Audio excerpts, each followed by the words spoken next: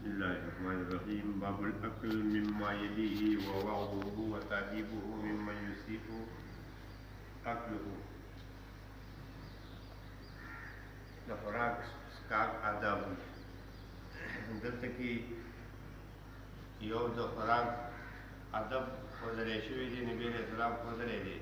خو یو دویمه خبره ورسره دا ده چې څوک ادبناک نه دی، یعنې طریقه د نبي علیه السلام باندې د خوراک څښاک چل نه ورځي، نو هغه ته چل ښودل غواړي، یعنې کشرانو ته، ماشومانو ته چې د لوبوالي نه په دې خبره په دې آدابو باندې عادت کېږي.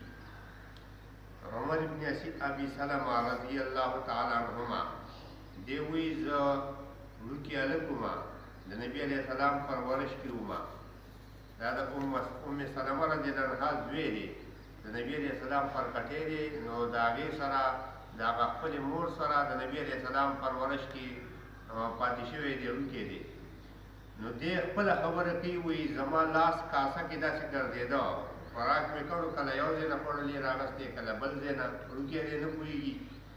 وایي نبي علیه السلام ما ته ووایي 3 آداب ورته په یو ځای وښودل. ویې هلکه یا غلام سم الله، یو خو بسم الله ووایه چې خوراک شروع کړئ. دویم یې ورته ووایي کل بیمینک، په ښي لاس خوره.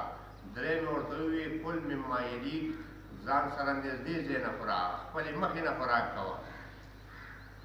او د دې ادب پابندي هغه ځای کې ضروري ده د نورو احادیثو رڼا کې چې یو قسمه خوراک دی، نو د خپلې مخې نه خوره، بس دا ادب دی. خو چې کله یو بله موقع باندې یو مجموعه کې یو لوښي کې مختلف رنګ کجورې وي، څه پخې نیم پخته او څه دغه کچا، نبي علیه السلام د مختلفو ځایونو نه دانې راغستې. نو بیا یې ورته وویل دا ګوره یو قسمه خوراک نه دی، اوس ځان له د خپلې خوښې کوم ځای نه راخلې نو راغستی شي.